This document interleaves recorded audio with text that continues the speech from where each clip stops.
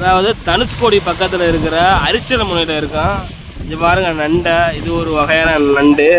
நண்டுலேயே நம்ம தலைமன்னார் வளைகுடாவில் நண்டு வகையில் ஏகப்பட்ட நண்டு வகை இருக்குது.